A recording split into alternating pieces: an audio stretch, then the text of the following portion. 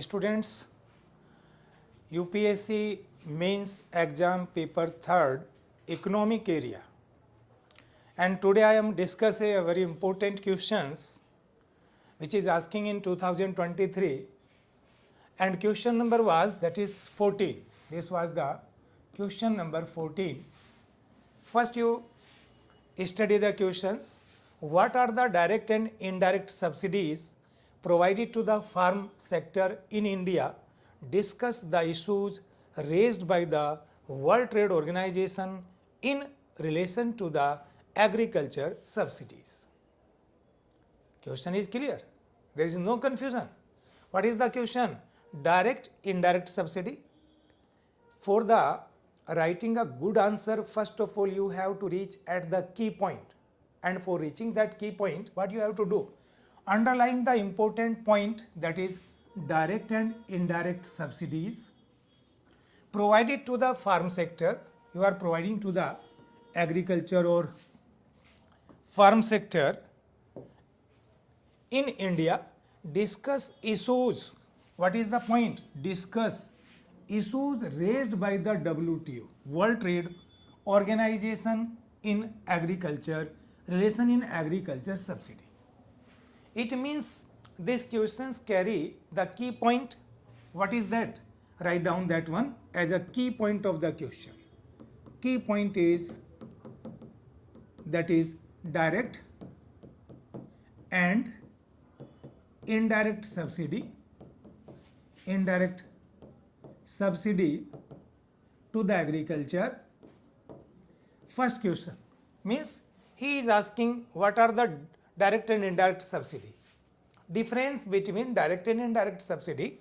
And second questions, subsidies issues in WTO, or you can say agriculture subsidy issues in WTO. This is your key point or the questions where you have to, this portion you have to discuss and this portion you have to differentiate. Point is clear? Now, as I previously discussed, again I will discuss, you should keep in mind 4 points. Number first, time management. Time management. Number second, very important issue, that is word limit. Word limit. And third, structure of the question. Structure of the answer of this question. And fourth is quality content. Quality content. Point is clear? As you know, these questions asking by UPSC in 250 word. 250 word. Again your introduction. Again you will classify this total questions in 3 parts. First is introduction. Second one is expansion. And third one is conclusion. Conclusion. Introduction will carry 10%, means 25 words. Conclusion 25 words. And rest of the 200 words you have to utilize in your explanation. Point is clear? It means when you are clear about this one, what is the first priority? You create the structure of these questions. You create the, and structure is clear, but what will be the part of introduction, expansion and conclusion? Further you have to be very clear about the point. What will be? So now you can discuss what are the part of this question. I will discuss first introduction, then explanation or expansion. What will be the part of expansion in which you have to write at least 200 word. If you are writing at least 50 word or 40 word, then you have to write 5 para. 5 para. How you will create these para I will discuss now. Come on the issue. Now consider, first is introduction. Introduction. How will you introduce yourself with relate World Trade Organization's issues regarding agriculture subsidy? You can open your questions with the term of globalization, perfect competition. In this way, the main objective of World Trade Organization is to promote the free trade, and for the purpose in different round and at the time of establishment of WTO, they decided to eliminate all kinds of agriculture subsidies. These subsidies in case of India provided in two ways as well as in world economy, direct and indirect subsidy. This is sufficient. You can change your structure of introduction according to your priority. You can open the for the development purpose of agriculture and welfare of the society, farmers and consumer both, Government of India providing agriculture, direct and indirect subsidies. But that kinds of subsidies recently discussed in WTO for the rationalization purposes and some issues raised. In this way, means it depends on your vision what kinds of introduction you are going to develop. Second issue is expansion of the question. Now you have to divide sub point of this expansion, point first, point second, point third, point 4, point 5 in this way. In first point you will explain what the difference between direct and indirect subsidy. Direct and indirect subsidy. I will explain one by one. First you understand what will be the structure of your question answer. That is the key point where you will include all the part of this question. And in first point you will explain the direct and indirect subsidy in case of India as well as you have to define in case of India. Second point, issues raised in WTO. How? Since the establishment of WTO 1st January 1995 for the achieving the target of free trade in agriculture sector, WTO raised the issues regarding agriculture subsidies, and you will, this is the point of agriculture subsidies, and you will also elaborate under this topic different kinds of agriculture subsidies which were categorized by the WTO. They are specifically trade distorting.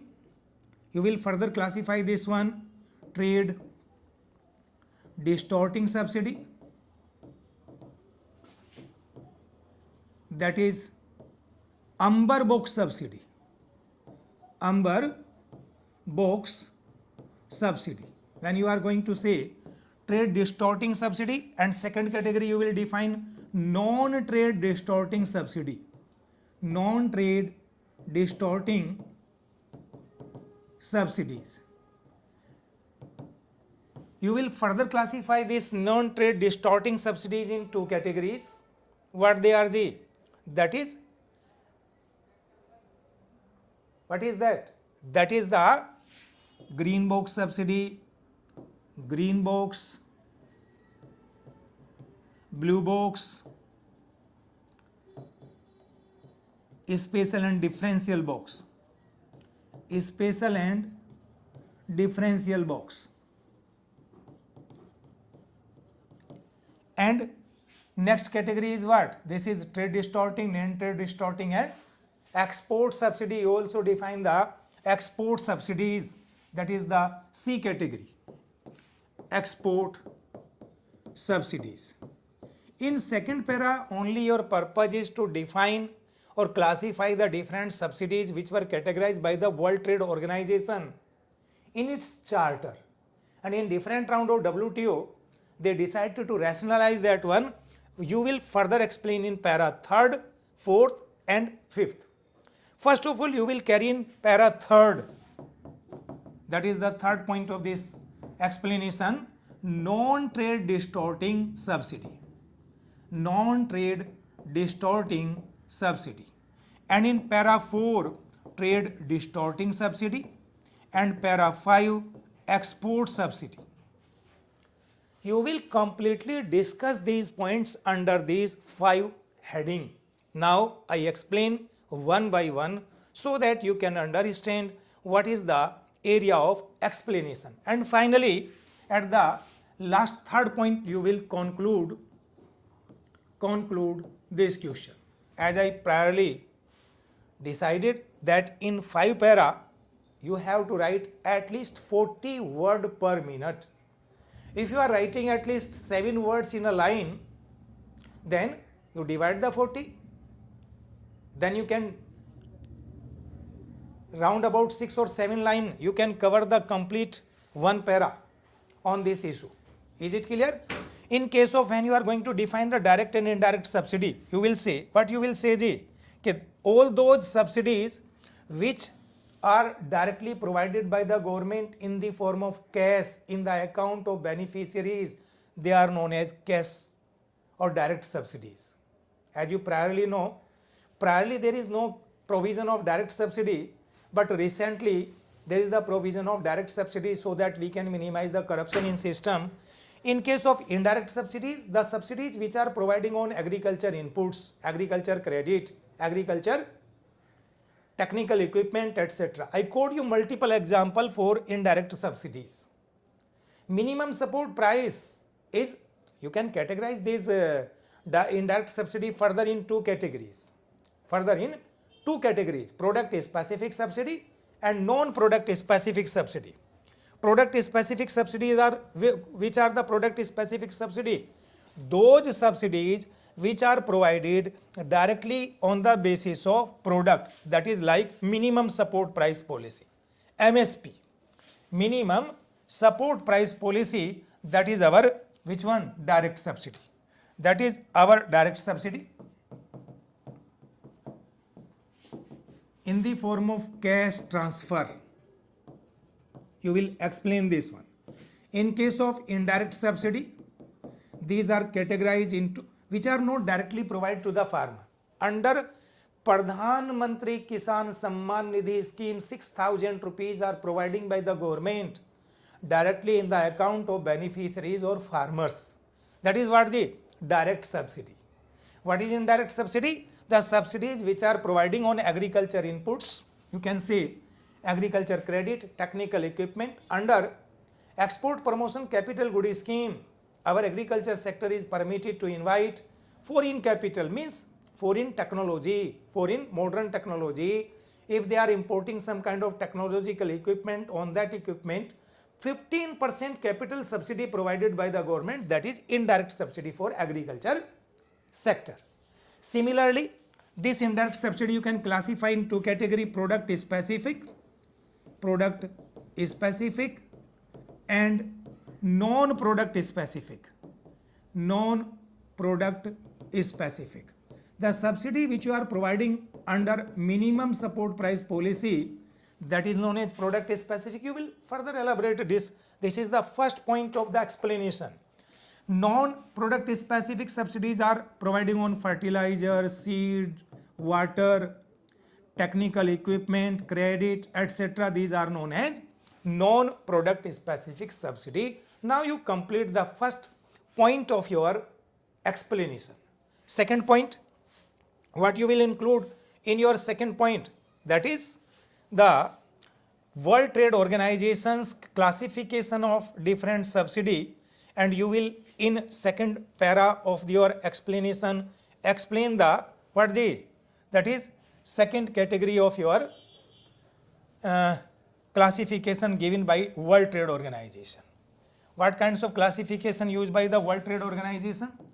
WTO classify all the subsidies in 2 categories: trade distorting and non-trade distorting subsidies. Trade distorting subsidies were classified under the Amber-Box subsidy. Amber-Box subsidy. You will say, under the Amber-Box, government make the provision that developed country will reduce the 36% in their total subsidy within 10 years, and developing country within 5 years, 6 years, and developing country will reduce 24% in number book subsidy within 10 years. 24 reduction by developing country, 36% by which one ji? Which one? Our developing countries, 24%. Point is clear. In case of non-trade and umber box subsidy, if they are write you that 24 by developing, 36 by developed, respectively 10 and 6 year, then you will further say, despite different agreement in different round of WTO, developed country are not agreed to reduce these kinds of subsidies till now. What is their logic? I will discuss in last para. And non-trade distorting subsidy you will classify in 3 category. That is green box. You will clear what are the green box subsidy. All those subsidies which are provided to the farmer for research and development pertaining to agriculture. Second, environment protection, and these subsidies have no upper limit, no need to reduce these kinds of subsidy. Second is blue box subsidy. Blue box subsidies are those subsidies which are provided by the government to the farmer for production promotion. In case of Britain, they are given in the form of compensation, and the size of blue box subsidy is higher, but these kinds of subsidies have upper limit, but there is no need to reduction in these kinds of subsidy. And third category you will define special and differential box subsidy. Special and differential box subsidy. These subsidies were given to the developing countries, poor countries, for the protection of the producers, means poor farmers and poor consumer. But there is the limit. These countries can provide up to 10% of agriculture GDP in the form of special and differential box subsidy. What does it mean? In India, our agriculture contributing 16% in our GDP, means in case of GDP or in term of GDP, we can provide only up to 1.6% of GDP the subsidy under special and differential box. Now you are clear about the classification followed by the World Trade Organization in second para. In third para, what you will explain? What are the controversial issues between developed and developing countries, and you will identify the developed country always provide the huge subsidies despite the agreement in 1995 in the first round of WTO, and they given the logic that developing countries should increase their subsidy rather than to rationalize, asking to rationalize the subsidy by developed country. But it is beyond the capacity of developing country. If you will further explain with the help of GDP data, capital base of the country, as you can see, if India provide the level of subsidy as provided by America, our fiscal deficit will be very larger, that can distort all over the economy by increasing inflation, crowding out, etc. effect, low growth, high inflation condition can be arises in our economy. You will elaborate all these points in third para. And what will be your fourth para? You will explain in fourth para the fourth category, that is export subsidy. Export subsidy you will classify in two categories: export subsidy budget and subsidized export. And you will explain the agreement in WTO under these two provisions. What were the provision? In subsidy budget, developed country have to reduce how much percent G? That is 36%, and in subsidized export 24%. In case of developing country, 24% in their subsidy budget, and in the subsidized export they have to reduce 10% within 10 years. These kinds of agreement you will explain. And what will be the fifth point of explanation?